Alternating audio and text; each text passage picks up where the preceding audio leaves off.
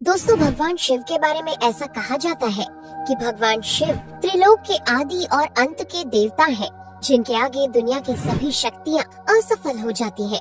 लेकिन क्या आपको मालूम है आखिर भगवान शिव का जन्म कैसे हुआ था? उनकी माता कौन थी और उनके पिता का क्या नाम था? उन्होंने किससे अपनी शिक्षा प्राप्त की थी और किस किस को शिक्षा का दान दिया था? अगर नहीं तो चलिए, क्योंकि इस वीडियो के माध्यम से हम आपके इन्हीं सभी सवालों का जवाब देने वाले हैं, इसलिए प्लीज इसे स्किप किए बिना एंड तक जरूर देखना। दोस्तों, आज सबसे पहले भगवान शिव के जन्म से जुड़ी पहली कहानी यानी शिव पुराण की एक लोकप्रिय कथा के बारे में बताने वाले हैं। शिव पुराण के अनुसार भगवान शिव को स्वयंभू माना जाता है, जिसका मतलब होता है कि भगवान शिव का जन्म स्वयं ही हुआ था। यानी कि इससे एक बात तो साफ हो जाती है कि ना ही भगवान शिव की कोई माता है और ना ही उनके कोई पिता है। इसी कारण से भगवान शिव पंच तत्वों से भी परे है, जिस कारण से इन्हें मृत्यु का भी कोई भय नहीं है और इनकी मृत्यु कभी नहीं हो सकती। पर अब बात करते हैं विष्णु पुराण में बताई गई भगवान शिव के जन्म से जुड़ी हुई एक और कहानी के बारे में। विष्णु पुराण में बताया गया है कि भगवान विष्णु के माथे से निकलने वाले तेज के कारण भगवान शिव की उत्पत्ति हुई थी और उनके नाभि से निकलते हुए तेज से कमल पर विराजमान ब्रह्मा जी का जन्म हुआ था। मगर दूसरी ओर भगवान विष्णु के जन्म के बारे में शिव पुराण में बताया गया है कि एक बार की बात है जब भगवान शिव अपने घुटने मल रहे थे और उनके घुटनों से निकलने वाले मैल से भगवान श्री विष्णु जी का जन्म हुआ था। पर अगर ऐसा हुआ है तो विष्णु पुराण और शिव पुराण एक दूसरे से बिल्कुल अलग है। इस कथा के अलावा भगवान शिव के जन्म की एक और पौराणिक कथा काफी ज्यादा पॉपुलर है, जिसे शायद आपने बड़े बुजुर्गों से सुना होगा। पर अगर नहीं सुना तो आपकी जानकारी के लिए बता दें कि एक बार की बात है जब भगवान विष्णु और परम ब्रह्मा जी के बीच इस बात पर बहस छिड़ गई थी कि आखिर इस संसार में सबसे महान कौन है। और जब भगवान विष्णु और भगवान ब्रह्मा इस बात को लेकर बहस कर रहे थे तो एक जलते हुए खम्बे के रूप में महादेव उनके बीच आए थे। दोस्तों, वो दोनों इस रहस्य को नहीं समझ पाए और तभी अचानक से एक आवाज आई जिसने कहा कि जो भी इस खम्बे का छोर ढूंढ लेगा वही सबसे महान कहलाएगा। ऐसा सुनते ही ब्रह्मा जी ने एक पक्षी का रूप लिया और खम्बे का ऊपरी हिस्सा ढूंढने निकल गए। वहीं विष्णु जी ने वराह का रूप धारण किया और खम्बे का अंत ढूंढने निकल गए। बहुत देर तक खोजने के बाद भी दोनों में से किसी को भी खम्बे का छोर नहीं मिला और दोनों हार मानकर वापस आ गए। जिसके बाद भगवान शिव अपने असली रूप में आए और फिर भगवान विष्णु और ब्रह्मा जी ने ये मान लिया कि महादेव ही सबसे महान और शक्तिशाली है। इनसे बड़ी शक्ति इस दुनिया में कोई नहीं है। इसके साथ ही शिव पुराण में बताया गया खम्बा इस बात को दर्शाता है कि ना ही भगवान शिव जन्मे थे और ना ही उनका कोई अंत है। और एक कारण तो यही है कि भगवान शिव को स्वयंभू कहा जाता है, यानी भगवान शिव का अंत है ही नहीं, वे अमर हैं। अब हम बात करते हैं भगवान शिव से जुड़े एक ऐसे विषय के बारे में जो सबसे ज्यादा प्रसिद्ध है कि क्या भगवान ब्रह्मा भगवान शिव के पिता है? जी हाँ, इनकी ये कहानी लोगों के बीच काफी प्रसिद्ध है।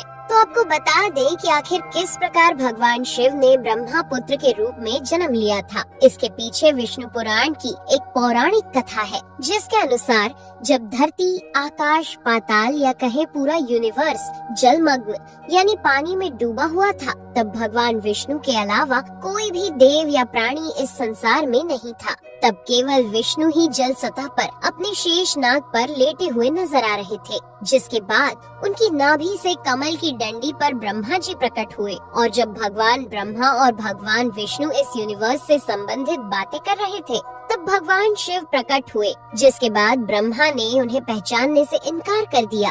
इस कारण से भगवान शिव रूठ गए और उनके रूठ जाने के कारण भगवान विष्णु ने उन्हें दिव्य दृष्टि प्रदान कर ब्रह्मा जी को भगवान शिव की याद दिलाई। जिसके बाद भगवान ब्रह्मा को अपनी गलती का एहसास हुआ और शिव से क्षमा मांगते हुए उन्होंने उनसे अपने पुत्र रूप में पैदा होने का आशीर्वाद मांगा। जिस कारण से भगवान शिव ने भगवान ब्रह्मा की प्रार्थना को स्वीकार करते हुए उन्हें ये आशीर्वाद दे दिया। लेकिन इसके बाद जब भगवान ब्रह्मा ने इस सृष्टि की रचना शुरू की तो उन्हें एक बच्चे की जरूरत पड़ी और तब उन्हें भगवान शिव का आशीर्वाद ध्यान आया। जिसके लिए भगवान ब्रह्मा ने तपस्या की और बालक के रूप में भगवान शिव उनकी गोद में रोते हुए प्रकट हुए। आपको बता दें कि ये भगवान शिव का एकमात्र बाल रूप है। जब भगवान ब्रह्मा ने उनके रोने का कारण पूछा तो उन्होंने बताया कि उनका कोई नाम नहीं है। तब भगवान ब्रह्मा ने भगवान शिव का नाम रुद्र रख दिया, जिसका मतलब होता है रोने वाला। पर इसके बावजूद भी भगवान शिव चुप नहीं हुए, इसलिए ब्रह्मा ने उन्हें दूसरा नाम दिया। पर शिव को वो नाम भी पसंद नहीं आया और फिर भी वे चुप नहीं हुए। इस तरह शिव को चुप कराने के लिए भगवान ब्रह्मा ने भगवान शिव को 108 नाम दिए थे, जो रुद्र, शर्व, भाव, उग्र, भीम, पशुपति, ईशान और महादेव जैसे नाम थे। और शिव पुराण के अनुसार उनके ये नाम पृथ्वी पर लिखे गए थे। इसके बाद बात आती है श्रीमद् देवी महापुराण की। तो श्रीमद् देवी महापुराण में भगवान शिव की माता और पिता के बारे में बताया गया है। श्रीमद् देवी महापुराण के अनुसार देखा जाए तो एक बार जब भगवान नारद जी ने अपने पिता भगवान ब्रह्मा जी से पूछा कि सृष्टि का निर्माण किसने किया है, साथ ही भगवान विष्णु, भगवान शिव और आपके माता पिता कौन है, तब भगवान ब्रह्मा जी ने नारद जी को त्रिदेवों के जन्म के बारे में बताया। जो बताया वो वाकई चौंका देने वाली बात थी। दरअसल उन्होंने कहा कि देवी दुर्गा और शिव स्वरूप ब्रह्मा के योग से ब्रह्मा, विष्णु और महेश का जन्म हुआ था। यानी प्रकृति का रूप लिए माँ दुर्गा ही हम तीनों की माता है और ब्रह्मा यानी काल सदाशिव हमारे पिता है। इसके साथ ही श्रीमद् देवी महापुराण में भी भगवान विष्णु और भगवान ब्रह्मा के बीच हुए झगड़े की एक कहानी मिलती है, जिसके अनुसार एक बार श्री ब्रह्मा जी और विष्णु जी में झगड़ा हुआ और दोनों में बहस छिड़ी हुई थी। तब भगवान ब्रह्मा ने कहा कि सृष्टि को मैंने बनाया है और मैं ही प्रजापिता हूँ, जिसके जवाब में भगवान विष्णु जी ने कहा कि मैं आपका पिता हूँ, क्योंकि आप मेरी नाभि से निकले हुए कमल से पैदा हुए हैं। और धीरे धीरे कर ये बहस बढ़ती गई। दोस्तों, इसके बाद इन दोनों का झगड़ा सुनकर सदाशिव वहाँ पहुँचे और उन्होंने कहा कि पुत्रों, मैंने ही तुमको इस संसार को बनाने और इसे संभालने के केवल 2 काम दिए हैं। इसी प्रकार मैंने शंकर और रुद्र को संहार और तिरोगति के कार्य दिए हैं। इसके साथ ही उन्होंने कहा कि मेरे 5 मुख हैं।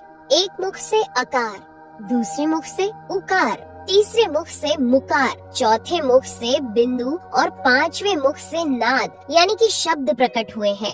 उन्हीं 5 को एक साथ मिलाकर देखा जाए तो एक अक्षर ओम बनता है, जिसे आज हम सभी भगवान शिव के मूल मंत्र के रूप से जानते हैं। इतना कहने के बाद भगवान ब्रह्मा और विष्णु दोनों ही समझ गए कि भगवान शिव से ज्यादा शक्तिशाली इस दुनिया में कुछ भी नहीं है और दोनों ने भगवान शिव को प्रणाम किया और चले गए। चलिए दोस्तों, अब जब आप भगवान शिव के बारे में इतना तो जान ही चुके हैं, तो क्या आपको पता है कि आखिर भगवान शिव ने किससे शिक्षा प्राप्त की थी और उनके गुरु कौन थे?